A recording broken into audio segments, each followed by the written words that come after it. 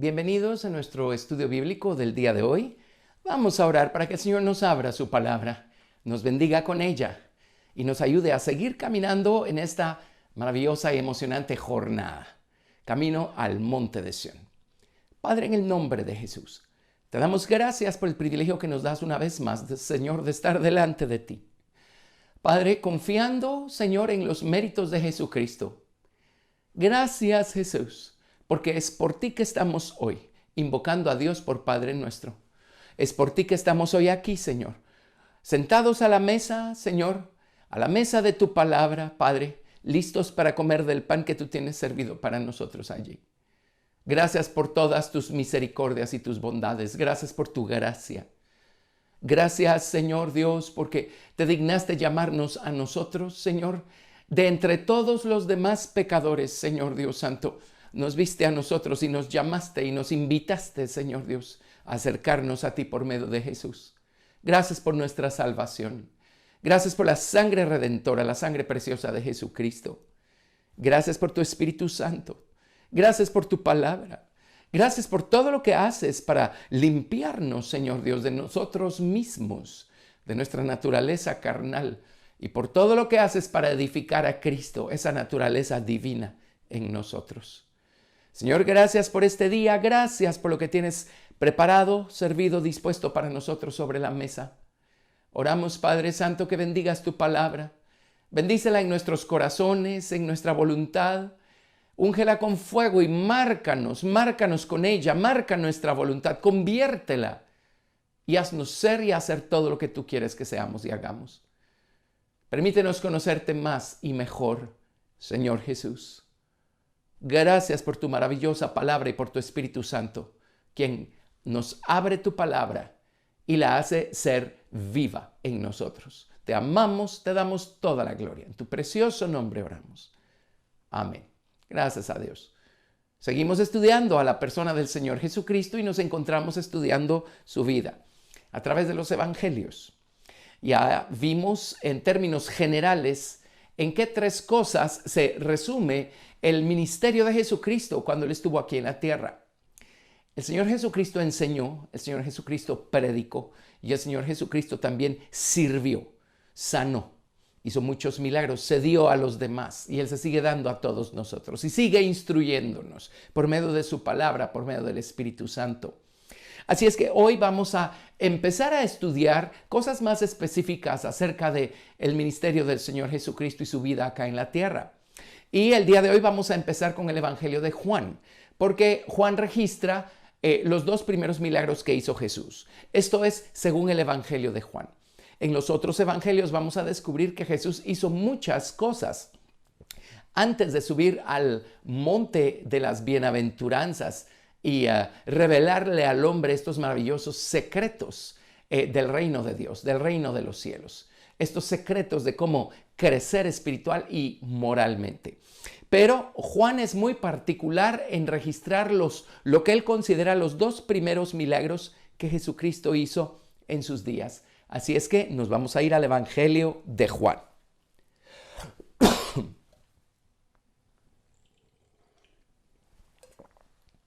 Y en San Juan capítulo 2 encontramos nosotros el registro que nos dejó Juan del primer milagro que el Señor hizo. Entre el primero y el segundo milagros que el Señor hizo, de acuerdo al Evangelio de Juan, acontecieron varias cosas también y muy importantes que vamos a ver en su oportunidad.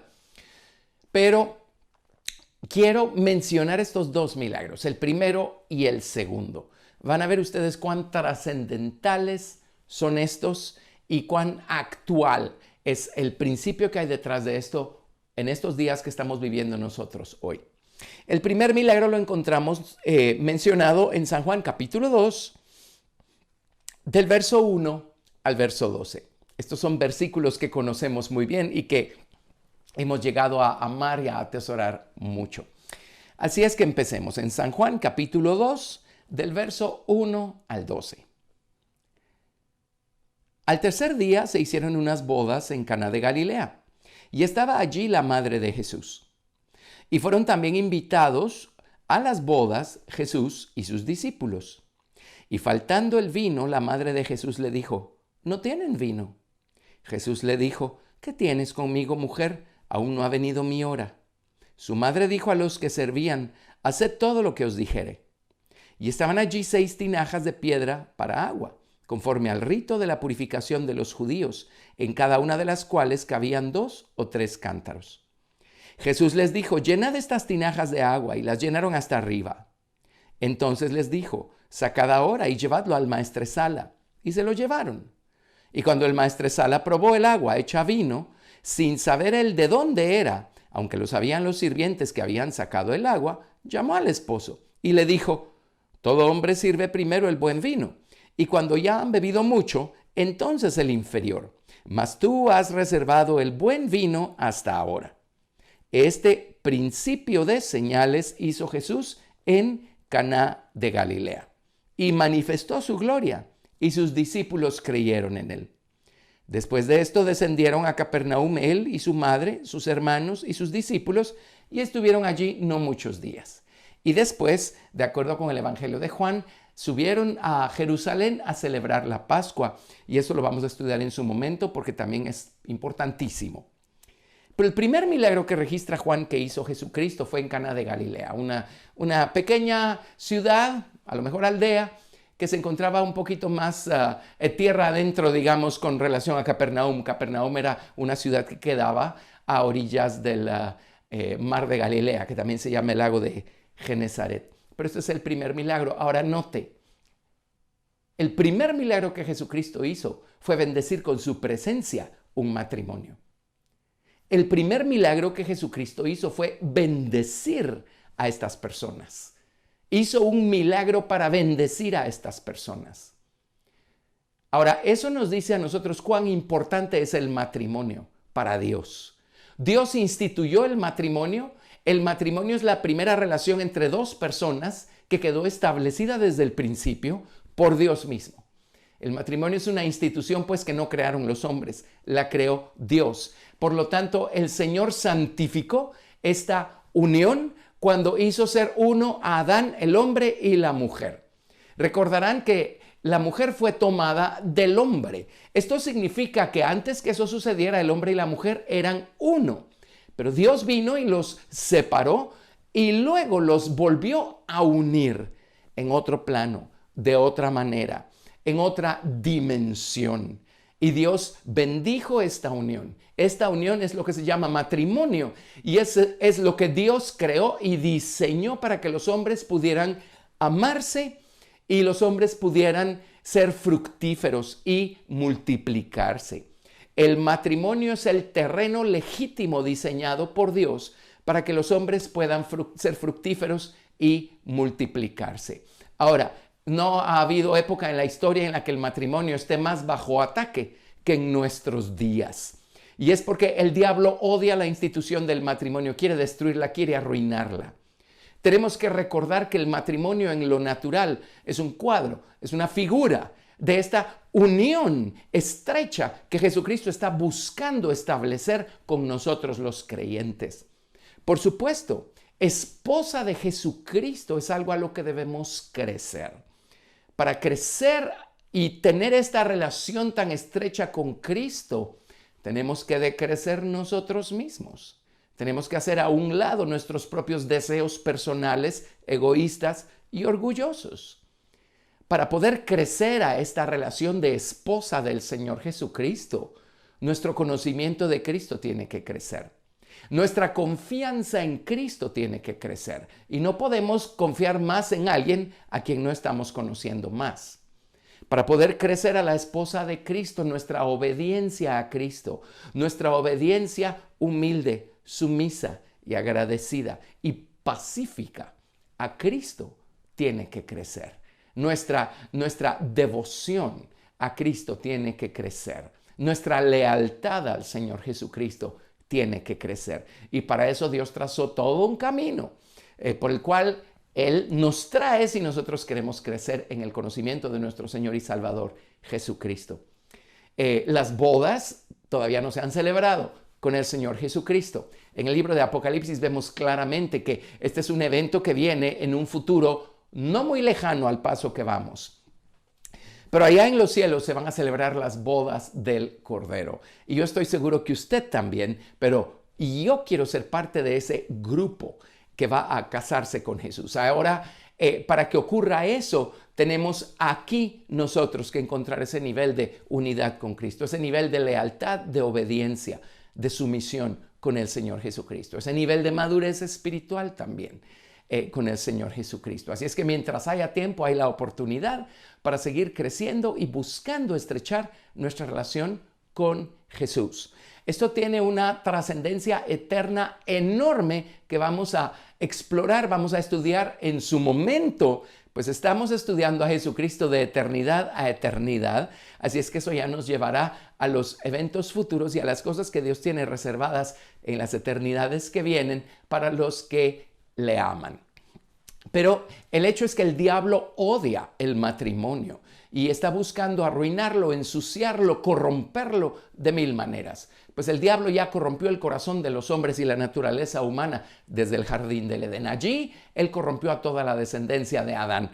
Así es que todos nacemos en pecado, todos nacemos necesitados de ser redimidos, rescatados del estado en el que nos encontramos. Y el pecado con el que nacemos nos hace seguir eligiendo mal y seguir cometiendo más y más pecados, aumentando nuestra deuda moral. Pero para eso apareció el Hijo de Dios. Para eso vino el Señor Jesucristo. Y aquel a quien el Hijo libertare será verdaderamente libre. Jesucristo vino a rescatarnos del estado en el que nos encontrábamos.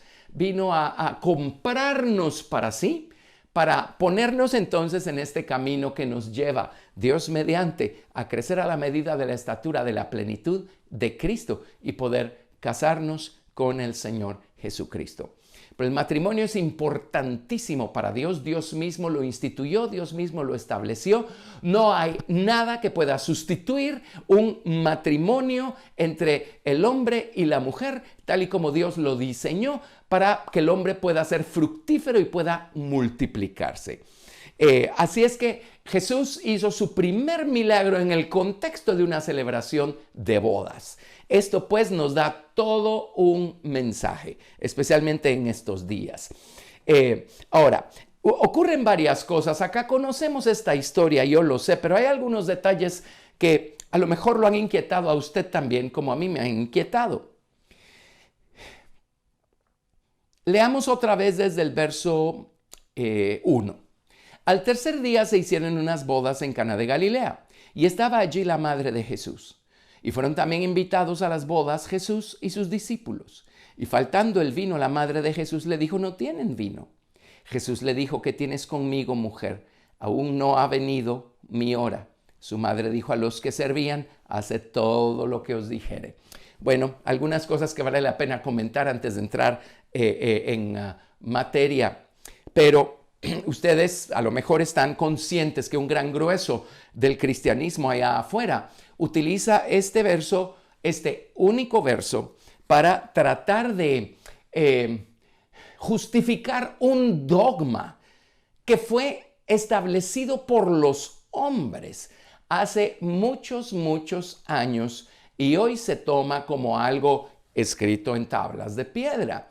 Y es que para llegar a Jesucristo necesitamos pasar por su madre, por María. Bueno, esta es la única instancia en la que vemos esto. Y si nosotros somos de los que justificamos ese dogma con este argumento, estamos sacando estas palabras que habló María totalmente de contexto. En 1 de Timoteo capítulo 1 verso 10 dice claramente: porque hay un solo Dios y un solo mediador entre Dios y los hombres, Jesucristo hombre. Así es que gracias a Dios por Cristo Jesús, Señor nuestro. Es 1 de Timoteo capítulo 2, versículo 5. Disculpen, les di mala cita, una cita tan importante. 1 de Timoteo capítulo 2, verso 5. Es lo que les acabo de citar. Así es que hay un solo mediador entre Dios y los hombres, Jesucristo hombre, el único que es 100% Dios y 100% hombre, para mediar entre el Creador y la criatura, ¿sí? Así es que, bueno, ya establecimos eso. Luego, la siguiente impresión que a lo mejor dejan estas palabras también, si no nos dedicamos a detalladamente a analizarlas, es como que María está siendo imprudente y está forzando a Jesús a hacer algo fuera de tiempo. Yo estoy seguro que Jesús y su madre se comunicaban y a estas alturas el Señor Jesucristo ya fue llevado al desierto para ser tentado por el diablo, como ya estudiamos en las lecciones anteriores. Así es que Él ya regresó de esa experiencia en el poder de Dios para predicar el evangelio del reino de Dios y para hacer muchos milagros, sanar enfermos, liberar endemoniados, etc. Así es que no hay nada fuera de lugar y fuera de momento en esta ocasión registrada en Juan capítulo 2. Jesucristo ya está en el momento en el que ya va a manifestar visiblemente el poder de Dios que hay operando en su vida. Entonces, nada de eso. En Juan capítulo 2, verso 4, Jesús le dijo: ¿qué tienes conmigo, mujer? Aún no ha venido mi hora. Ahora, llama la atención esta respuesta que le dio Jesús a su madre. Su madre en ningún momento asumió que Jesús estaba viéndose forzado por ella para hacer algo. No. Ella sabía perfectamente bien que el Señor Jesucristo iba a hacer algo maravilloso, porque en el verso 5 su madre dijo a los que servían: haced todo lo que os dijere. Así es que aquí no hay ningún pleito, ninguna contradicción, ninguna desaveniencia, ¿verdad? Pero Jesús le respondió: aún no ha venido mi hora. Y eso es lo que a mí me ha inquietado y seguramente a usted también. ¿Por qué insertó esas palabras acá? Ahora, el Señor Jesucristo está por manifestar su gloria a este nivel por primera vez, de acuerdo con el Evangelio según San Juan. Aún no ha llegado mi hora. Ahora, ¿a qué hora se refiere? Si trazamos esta expresión en el mismo Evangelio de Juan, vamos a ver que está refiriéndose a el momento en el que él ya va a ser entregado para ser crucificado. Veamos los versículos en el Evangelio de Juan donde se menciona esto. Juan capítulo 7, verso 30. Juan capítulo 7, verso 30. Entonces procuraban prenderle, pero ninguno le echó mano porque aún no había llegado su hora. Ellos trataron de matar a Jesús, tal y como ya lo discutimos en lecciones anteriores. Ellos amaban las palabras de gracia que salían de su boca. Pero cuando Jesús venía y sacaba al descubierto la naturaleza humana y la condición del corazón humanos, entonces la misma gente que se impresionaba por las palabras de gracia que salían de su boca, 2 minutos después quieren despeñarlo, quieren matarlo, quieren deshacerse de él. Y así es la naturaleza humana. Así es que no lo despeñaron o no le hicieron algún tipo de daño, no le echaron mano porque aún no había llegado su hora. En Juan capítulo 8, verso 20, vemos el mismo principio acá. Juan capítulo 8, verso 20. Estas palabras habló Jesús en el lugar de las ofrendas, enseñando en el templo, y nadie le prendió, porque aún no había llegado su hora. Ya sabemos que ganas no les faltaban, especialmente a los principales sacerdotes, pero aún no había llegado su hora. Ahora vámonos, por favor, a Juan 12, verso 23. Juan capítulo 12, verso 23.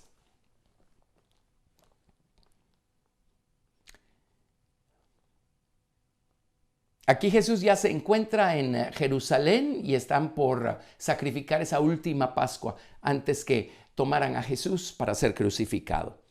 Entonces en Juan 12, 23 Jesús les respondió diciendo: ha llegado la hora para que el Hijo del Hombre sea glorificado. Y está hablando de su muerte y su resurrección que vendrá después. Ahora Juan capítulo 12, verso 27. Ahora está turbada mi alma. ¿Y qué diré? Padre, sálvame de esta hora, mas para esto he llegado a esta hora. Él sabe que su hora se refiere al momento en el que él va a ser entregado como el Cordero de Dios que quita el pecado del mundo. Ahora un paréntesis acá. Aquí Jesús mismo está diciendo, ahora está turbada mi alma y ¿qué diré? Padre, sálvame de esta hora, mas para esto he llegado a esta hora. Estas palabras contradicen lo que creemos que dijo Jesús en la cruz cuando dijo, Padre, ¿por qué me has abandonado?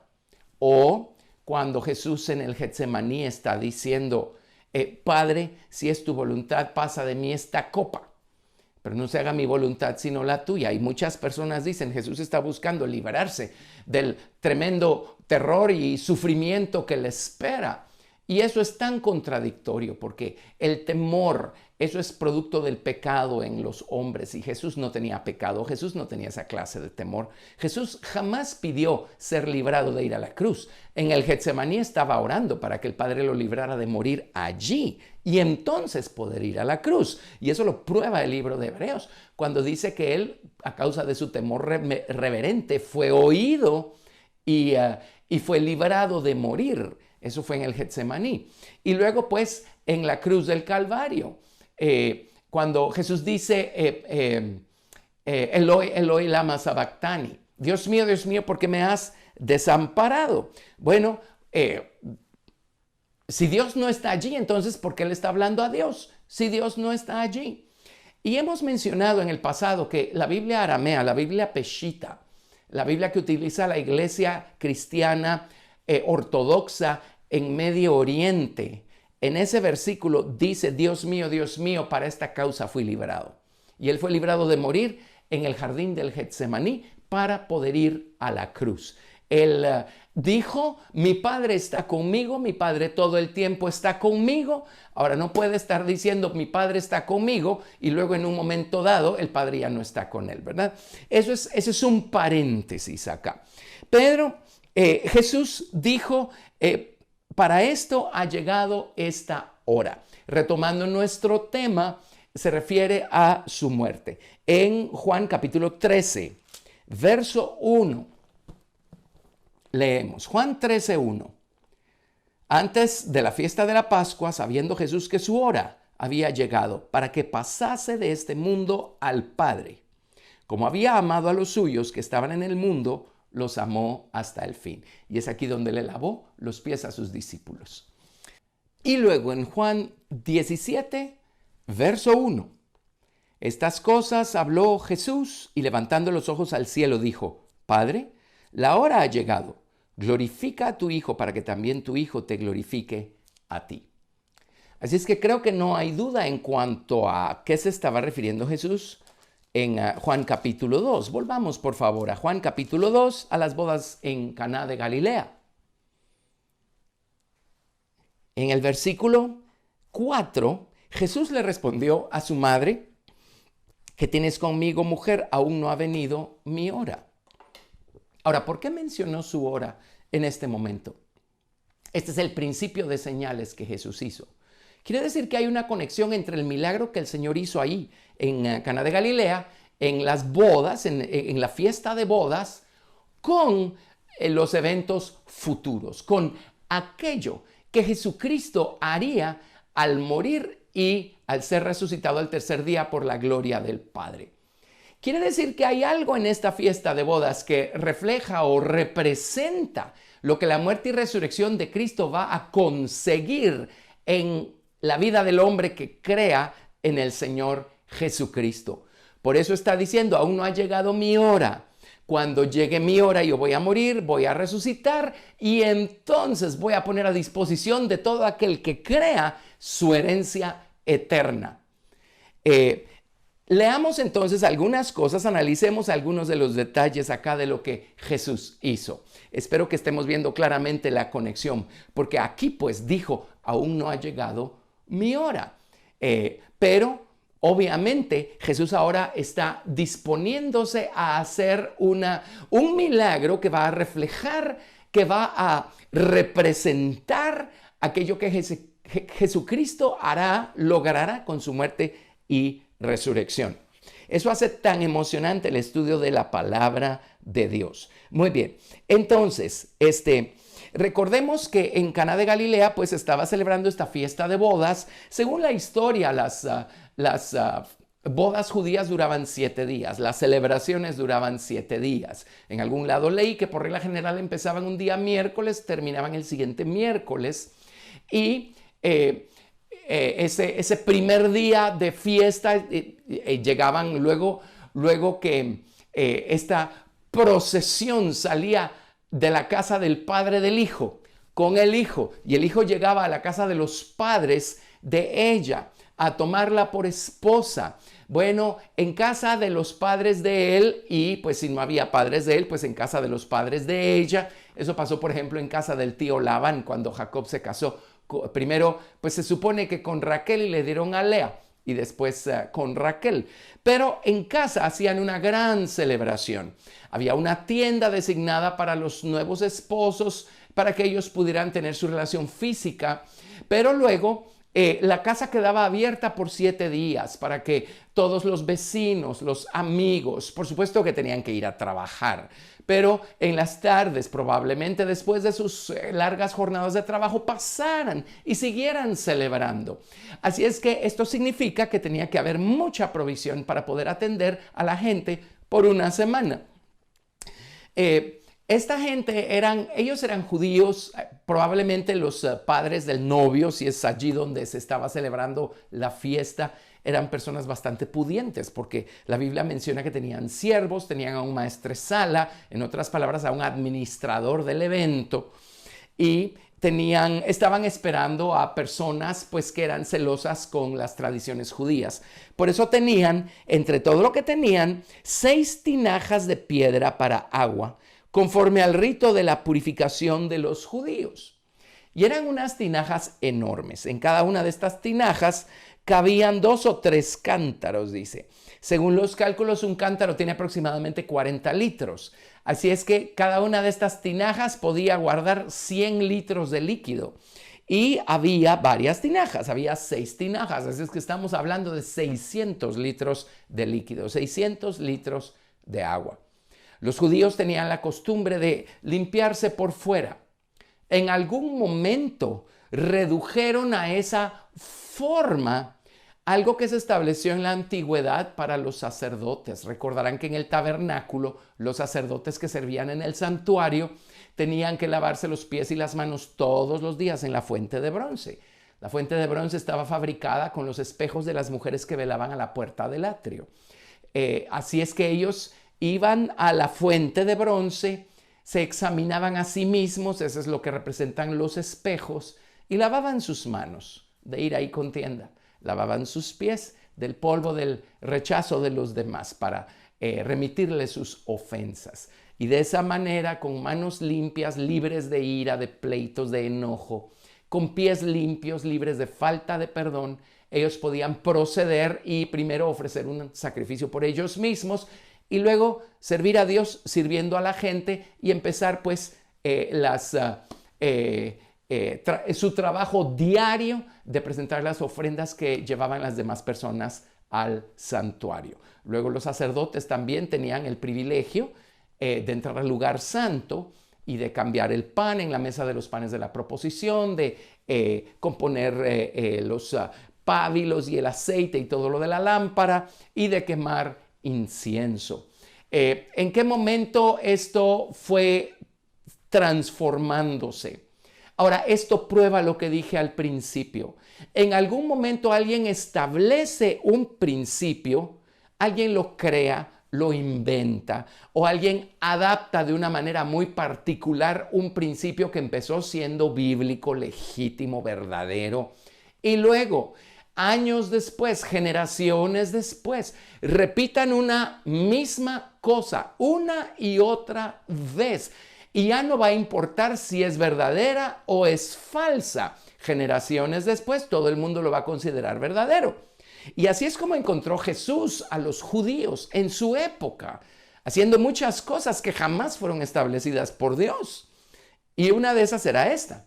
Ellos no podían comer si no se lavaban las manos. No podían beber si no se lavaban las manos. Ahora, no por razones de higiene, sino por razones ceremoniales, para mantenerse puros y limpios. Así es que En esta boda estaban esas tinajas de piedra allí, con toda esta agua para que los invitados primero se lavaran ceremonialmente y entraran, por así decirlo, moral y espiritualmente puros al recinto donde se estaba celebrando la fiesta de bodas. Ahora, el Señor Jesucristo habló acerca de esto en Marcos capítulo 7, verso 23. Marcos capítulo 7, verso, vamos a ver, en el verso 23, pero creo que debemos empezar a leer desde el verso 1.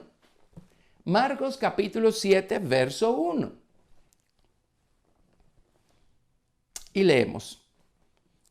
Se juntaron a Jesús los fariseos y algunos de los escribas que habían venido de Jerusalén, los cuales, viendo a algunos de los discípulos de Jesús comer pan con manos inmundas, esto es, no lavadas, los condenaban. Porque los fariseos y todos los judíos, aferrándose a la tradición de los ancianos, si muchas veces no se lavaban las manos, no comen. Y volviendo de la plaza, si no se lavan, no comen. Y otras muchas cosas hay que tomaron para guardar, como los lavamientos de los vasos de beber y de los jarros y de los utensilios de metal y de los lechos. Le preguntaron pues los fariseos y los escribas, ¿por qué tus discípulos no andan conforme a la tradición de los ancianos, sino que comen pan con manos inmundas? Nuevamente, no está refiriéndose a mugre física, está refiriéndose a algo espiritual y moral, algo ceremonial. Verso 6, Marcos capítulo 7, verso 6. Respondiendo él les dijo, hipócritas, bien profetizó de vosotros Isaías como está escrito. Este pueblo de labios me honra, mas su corazón está lejos de mí, pues en vano me honran, enseñando como doctrinas mandamientos de hombres. Porque dejando el mandamiento de Dios os aferráis a la tradición de los hombres, los lavamientos de los jarros y de los vasos de beber, y hacéis otras muchas cosas semejantes. Les decía también, bien invalidáis el mandamiento de Dios para guardar vuestra tradición, porque Moisés dijo, honra a tu padre y a tu madre, y el que maldiga al padre o a la madre muera irremisiblemente. Pero vosotros decís, basta que diga un hombre al padre o a la madre, es corbán, que quiere decir, mi ofrenda a Dios, todo aquello con que pudiere ayudarte, y no le dejáis hacer más por su padre o por su madre, invalidando la palabra de Dios con vuestra tradición que habéis transmitido. Y muchas cosas hacéis semejantes a estas. Y llamando así a toda la multitud, les dijo, oídme todos y entended, nada hay fuera del hombre que entra en él que le pueda contaminar, pero lo que sale de él, esto es lo que contamina al hombre. Si alguno tiene oídos para oír, oiga. Cuando se alejó de la multitud y entró en casa, le preguntaron sus discípulos sobre la parábola. Él les dijo, ¿también vosotros estáis así sin entendimiento? ¿No entendéis que todo lo de fuera que entra en el hombre no le puede contaminar porque no entra en su corazón, sino en el vientre y sale a la letrina? Esto decía haciendo limpios todos los alimentos, pero decía que lo que del hombre sale, eso contamina al hombre, porque de dentro, del corazón de los hombres, salen los malos pensamientos, los adulterios, las fornicaciones, los homicidios, los hurtos, las avaricias, las maldades, el engaño, la lascivia, la envidia, la maledicencia, la soberbia, la insensatez. Todas estas maldades de dentro salen y contaminan al hombre. Qué grande lección la que Jesús les dio acá. Pero esta es la razón por la que se encontraban allí en la fiesta de bodas todas estas tinajas, para que se lavaran ceremonialmente las manos. Ahora, Jesús tuvo el cuidado de elegir el agua que estaba en estas tinajas y convertir esa agua en vino.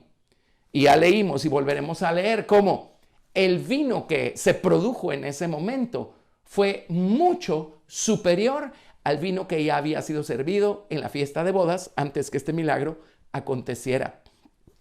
El vino representa varias cosas, pero en primera instancia representa por su color rojo la sangre resucitada del Señor Jesucristo. Entonces, una de las primeras lecciones que Jesús les dio acá, y por eso dijo, mi hora todavía no ha llegado, pero espérense a que llegue mi hora. Y cuando llegue mi hora, ustedes van a saber con total claridad que lo único que puede limpiar la condición del corazón humano es mi sangre resucitada. Y es por nuestra fe en la sangre del Señor Jesucristo que estamos aquí limpios de pecados y reconciliados con Dios el Padre. Así es que el Señor Jesucristo tuvo el cuidado de elegir agua que estaban utilizando en este rito para purificarse por fuera, para darles una tremenda lección. Miren, un día, nada más espérense a que llegue mi hora. Yo voy a proveer de sangre divina para poder purificarlos por dentro. ¡Qué maravilla! Y entre paréntesis, qué maravilloso es un matrimonio en donde tanto él como ella han sido limpiados por dentro con la sangre redentora del Señor Jesucristo. Todo lo que tenemos que hacer para que eso suceda es dejar que Jesús nos salve, nos limpie. Hablarle a Jesús, confesarnos pecadores y pedirle que nos salve. Y su sangre preciosa nos limpia de todo pecado. Eso es lo que representa, o una de las cosas que representa este vino en el que Jesús convirtió esas aguas. Eran aguas para limpieza ceremonial. Bueno, el Señor Jesucristo hoy nos da el vino nuevo de su preciosa sangre resucitada para nuestra limpieza íntegra interior. Muy bien, sigamos adelante. Acá en Juan capítulo 2 encontramos pues que Jesús usó el agua de estas tinajas de piedra. Ahora pensemos en las tinajas de piedra. Analicemos un poquito las tinajas. Las tinajas de piedra representaban el corazón humano. El agua natural no puede limpiar el corazón humano. El corazón humano se endureció a tal grado que se volvió un corazón de piedra. Y así le llama Jesús al corazón de su propio pueblo, la nación de Israel, a través de los profetas en la antigüedad. Así es que el Señor Jesucristo lo que está diciendo con esto también es, espérense a que llegue mi hora. Y cuando llegue mi hora, yo habré provisto o voy a proveer para que el hombre tenga un corazón nuevo y su viejo corazón de piedra pueda ser convertido en un corazón de carne y hueso. Esa es la segunda razón por la que Jesús dijo, todavía no ha llegado mi hora, pero espérense a que llegue mi hora y van a ver lo que hago con el corazón humano. Así es que en Jeremías 24:7 ya esto estaba profetizado. Jeremías capítulo 24, verso 7. Y mientras llegamos allí, recordemos pues lo que acabamos de leer en Marcos 7, verso 21, porque de dentro salen todas las maldades, toda la insensatez, todas estas cosas del corazón humano. Así es que el corazón humano necesita ser transformado y convertido. Pero para eso necesitamos que Cristo haga una nueva creación. Cristo crea un nuevo corazón dentro de nuestro viejo corazón para poder desde dentro convertir nuestro viejo corazón. En Jeremías capítulo 24, verso 7 dice, y les daré corazón para que me conozcan, que yo soy Jehová, y me serán por pueblo, y yo les seré a ellos por Dios, porque se volverán a mí de todo su corazón. El Señor lo que está diciendo es, la razón por la que mi pueblo actúa como actúa es porque su corazón malvado no ha sido regenerado. Pero espérense a que llegue mi hora y su corazón Cristo va a proveer para que el corazón malvado del hombre pueda ser regenerado. En Jeremías capítulo 32, verso 39. Jeremías 32, verso 39. Dice, y les daré un corazón y un camino para que me teman perpetuamente, para que tengan bien ellos y sus hijos después de ellos. Así es que desde la antigüedad estaba profetizado el hecho que cuando llegara su hora, Jesucristo iba a morir y a resucitar para proveerle al hombre de un nuevo corazón. En Ezequiel capítulo 11, verso 19. Ezequiel capítulo 11, verso 19.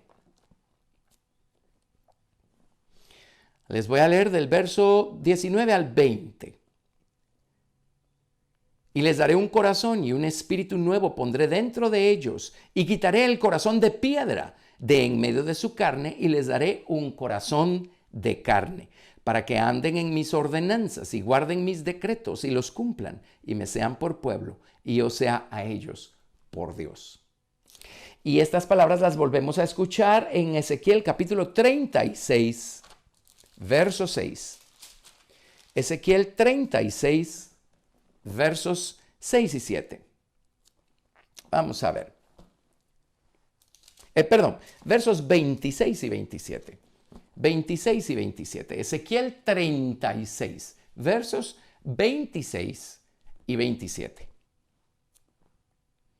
Os daré corazón nuevo y pondré espíritu nuevo dentro de vosotros, y quitaré de vuestra carne el corazón de piedra y os daré un corazón de carne. Y pondré dentro de vosotros mi espíritu, y haré que andéis en mis estatutos y guardéis mis preceptos y los pongáis por obra. Así es que note por qué Jesús eligió esas tinajas de piedra para hacer este maravilloso milagro en el contexto de las palabras que habló cuando dijo, no ha venido todavía mi hora. Este corazón de piedra representa el corazón humano, y este vino, pues primero que todo representa la sangre redentora. Pero ¿qué cree? El vino también representa al Espíritu Santo, el gozo del Espíritu Santo. Así es que ahí en Ezequiel el Señor dijo, déjenme convertir sus corazones de piedra primero y yo los voy a llenar con el gozo del Espíritu Santo. Y volviendo a nuestro contexto en la boda de Caná de Galilea, qué maravilloso es cuando tanto él como ella están llenos del gozo del Espíritu Santo. El bautismo con el Espíritu Santo es una experiencia que se le suma a la experiencia de la salvación. Es otra experiencia. Una vez siendo salvos, tenemos que pedirle a Dios que nos bautice con su Espíritu Santo. El Señor mismo dijo, pedid y se os dará, buscad y hallaréis, llamad y se os abrirá. ¿Qué padre hay que si su hijo le pide un pan le va a dar una piedra? Si le pide un huevo le va a dar una serpiente. Y en el Evangelio de Lucas dice, si nosotros siendo malos sabemos darle buenas dádivas a nuestros hijos, ¿cuánto más nuestro Padre nos dará el Espíritu Santo cuando se lo pedimos? Así es que pidámosle ser llenos del Espíritu Santo.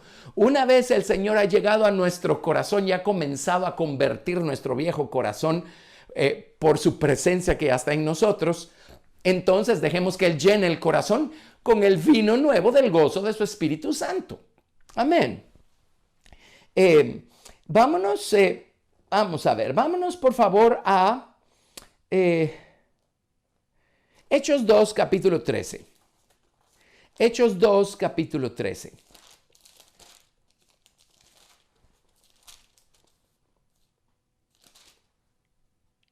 Cuando en el día de Pentecostés los discípulos del Señor Jesucristo fueron llenos del Espíritu Santo, había gente observando. Y miren lo que dijeron algunos que estaban observando aquel acontecimiento. Hechos capítulo 2, verso 13. Mas otros burlándose decían, están llenos de mosto. Mosto es vino nuevo.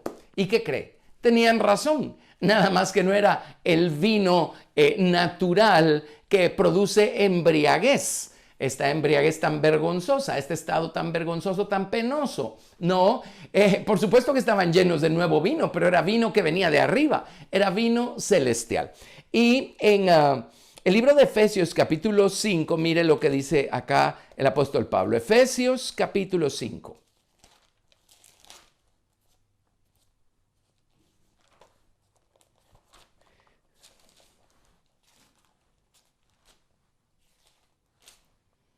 Versículo 18, Efesios 5, verso 18. Dice, no os embriaguéis con vino, en lo cual hay disolución. Antes bien, sed llenos del Espíritu. Así es que el vino también representa el gozo del Espíritu Santo de Dios en nuestras vidas. Así es que el Señor hizo este milagro ahí en las bodas de Caná de Galilea y les dio a beber vino nuevo, porque era un vino totalmente diferente, superior, era otra cosa lo que ellos bebieron ese día o esos días o esas noches en la celebración de bodas en Caná de Galilea, les dio otra clase de vino. Entonces Jesús con eso les estaba diciendo, miren, el gozo que viene de mí, el vino nuevo que yo les puedo dar, eso es algo que no existe en este mundo, no está presente aquí abajo, viene de arriba. Así es que, qué maravilloso es cuando el esposo y la esposa están llenos con este gozo que viene de arriba, que viene de lo alto, porque el gozo que nos da el Señor es legítimo, es permanente, no depende de las circunstancias, no depende de las situaciones. Pablo en Filipenses dijo, estad siempre gozosos. Dijo, regocijaos en el Señor. Otra vez os digo, regocijaos. Y cuando Pablo habló esas palabras, Pablo estaba prisionero en una húmeda, fría prisión en Roma y él estaba lleno de gozo. Quiere decir que el gozo de Pablo no dependía de su situación, dependía de su relación con Dios y de ser lleno del Espíritu Santo. Y lo mismo puede ser en nuestras vidas, en las vidas de un matrimonio. Bueno, hay muchas lecciones acá. También el Señor Jesucristo, cuando le dio a beber la copa del nuevo pacto a sus discípulos la noche que fue entregado, bebió vino con ellos y dijo, ya no lo beberé más con ustedes, sino hasta que lo volvamos a beber nuevo en el reino de mi Padre. Y en los profetas vemos nosotros mención y alusión a ese vino nuevo que va a abundar cuando Jesucristo venga a reinar sobre la tierra en este periodo de 1000 años que se llama el reino de los cielos, el milenio. Así es que el vino nuevo, cuando Jesús haga nuevas todas las cosas, el mundo entero va a gustar de este vino nuevo. Pero Jesús ya empezó a hacer nuevas todas las cosas en nuestra vida de manera personal. Amén. Si alguno está en Cristo, nueva criatura es. Las cosas viejas pasaron y aquí todo es hecho nuevo. Así dice la Escritura. Así es que nosotros hoy ya bebemos del vino nuevo. Tenemos su sangre resucitada que nos limpia y nos sigue limpiando porque no somos perfectos. Cada vez que vamos a Jesús y le decimos, perdóname, Señor, te ofendí a alguien. Ahí va a estar su sangre resucitada operando. Y hoy nosotros bebemos de el nuevo pacto del que ya hemos sido hechos partícipes desde el día que creímos en Jesucristo. Y hoy nosotros también bebemos del vino, del gozo del Espíritu Santo, que nos llena de un gozo verdadero que no depende de las situaciones, de las circunstancias. Así es que mire todo lo que ocurrió ese día allá en Caná de Galilea cuando Jesucristo convirtió el agua en vino. Así es que regresemos a nuestra historia en Juan capítulo 2 nuevamente y volvamos a leer. Leamos Juan capítulo 2 a partir del verso 6. Y estaban allí 6 tinajas de piedra para agua, conforme al rito de la purificación de los judíos, en cada una de las cuales cabían 2 o 3 cántaros.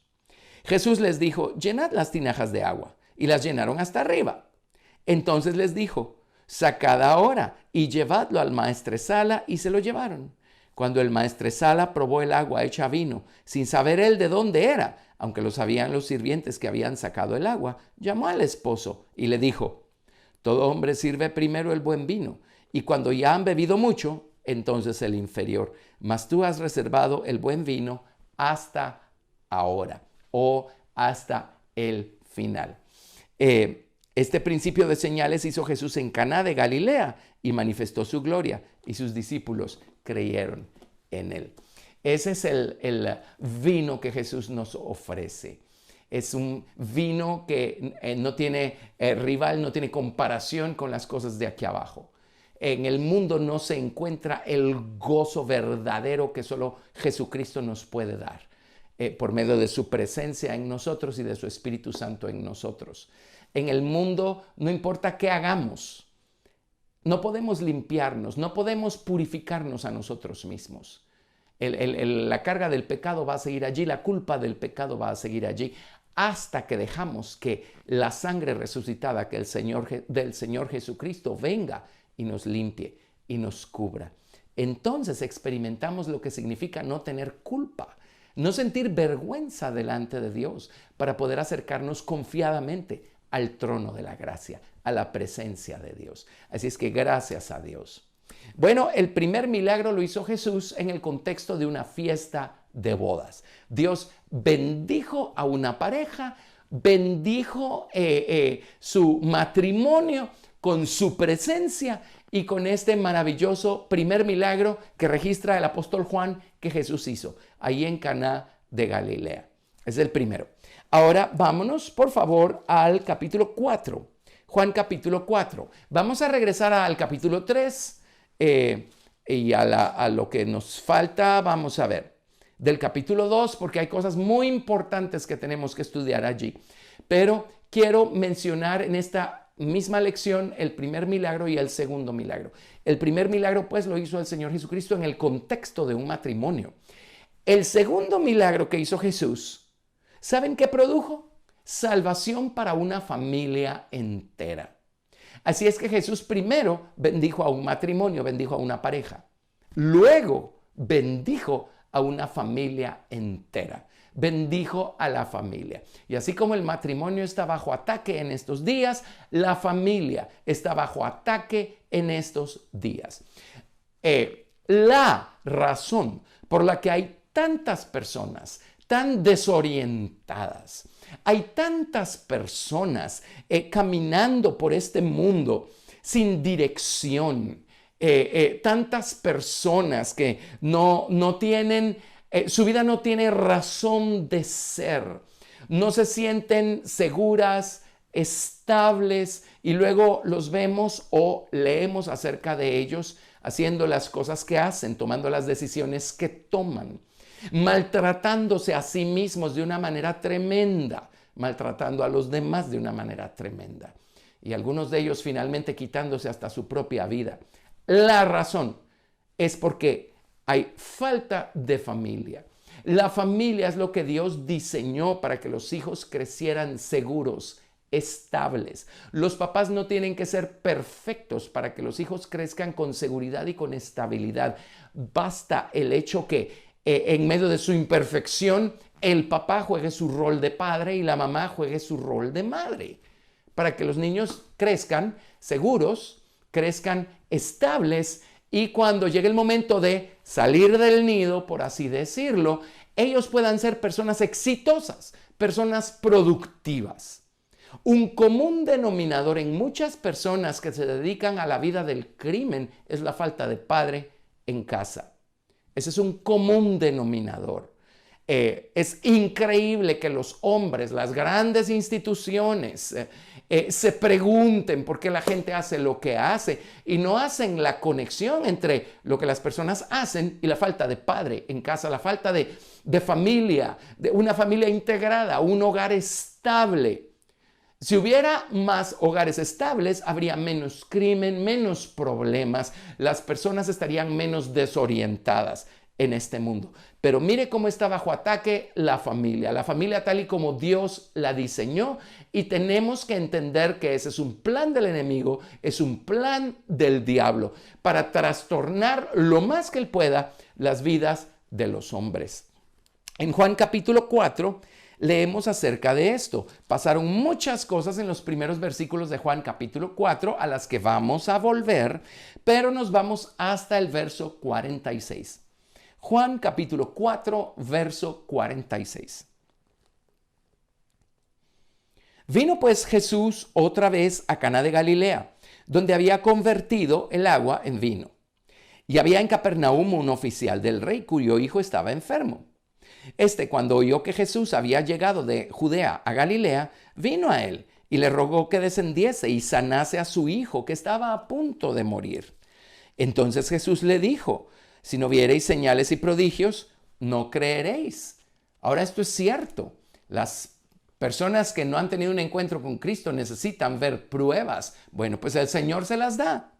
Verso 49. El oficial del rey le dijo: Señor, desciende antes que mi hijo muera. Desciende a Capernaum. Ellos estaban en Caná de Galilea. Jesús le dijo: ve, tu hijo vive. Y el hombre creyó la palabra que Jesús le dijo y se fue. Cuando ya él descendía, sus siervos salieron a recibirle y le dieron nuevas diciendo, tu hijo vive.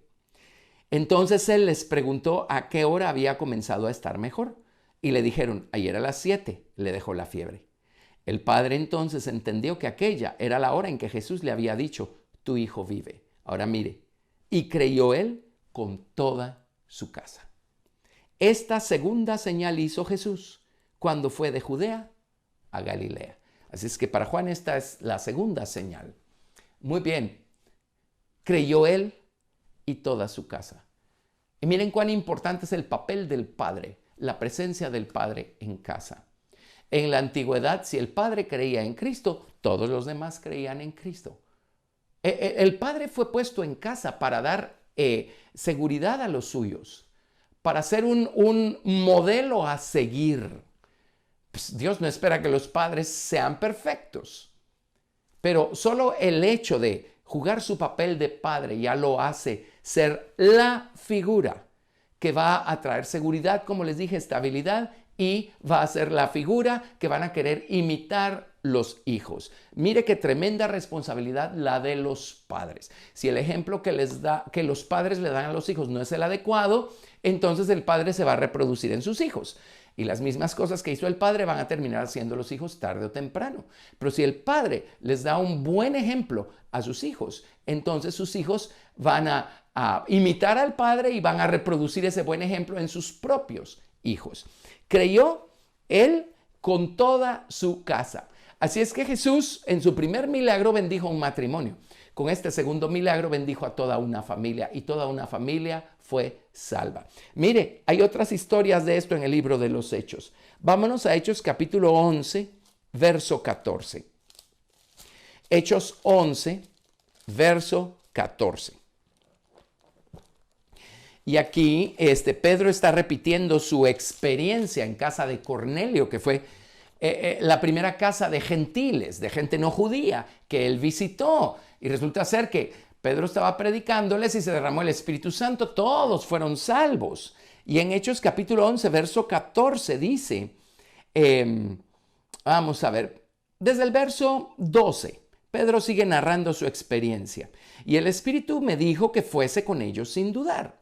Fueron también conmigo estos 6 hermanos y entramos en casa de un varón, era Cornelio, quien nos contó cómo había visto en su casa un ángel que se puso en pie y le dijo, envía hombres a Jope y haz venir a Simón, el que tiene por sobrenombre Pedro. Él te hablará palabras por las cuales serás salvo tú y tu casa.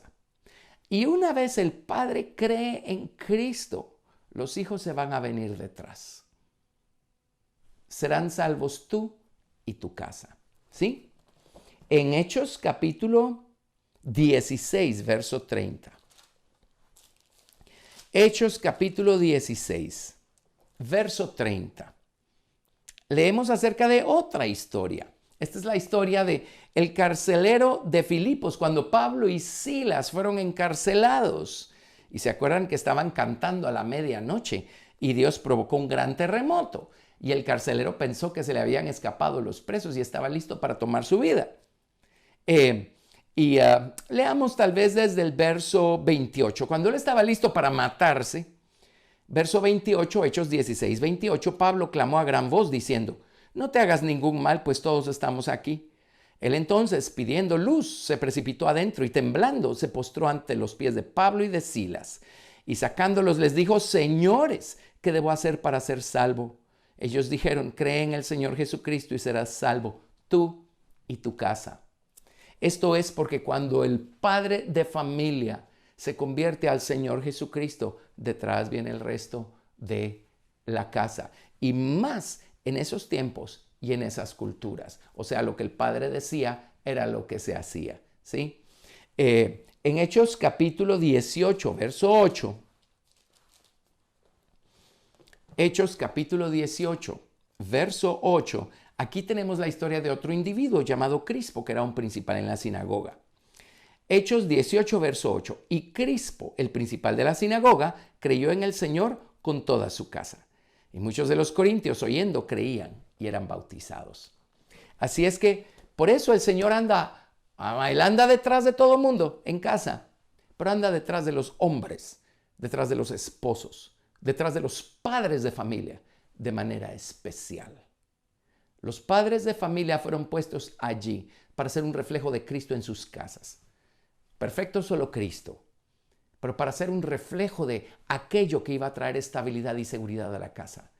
Un reflejo de aquello que iba a dar dirección, un camino a seguir a todos los de su casa. Ese es el rol del Padre y eso es lo que Jesucristo hace con nosotros también. Así es que el primer milagro que reporta Juan, Jesús lo hizo en un casamiento. Y el segundo milagro lo hizo de tal manera que bendijo a una familia entera. Primero bendijo a una pareja, a un matrimonio, y después bendijo a una familia entera. Qué maravilloso es el Señor Jesucristo y qué maravillosa es su palabra. No es casualidad que Jesús haya obrado de la manera como lo hizo. Así es que oremos nosotros. Pidámosle al Señor que la salvación llegue a todos los de nuestra casa. Y pidámosle al Señor, especialmente como padres de familia, que nos ayude a ser un reflejo de Cristo en nuestra casa. Y como esposos, como matrimonio, pidámosle al Señor llenar nuestro corazón con su preciosa presencia y limpiarnos. Y si porque no somos perfectos, hemos ofendido a los demás, hemos ofendido al Señor, la sangre de Jesucristo nos limpia de todo pecado cuando venimos y humildemente se los confesamos al Señor Jesucristo.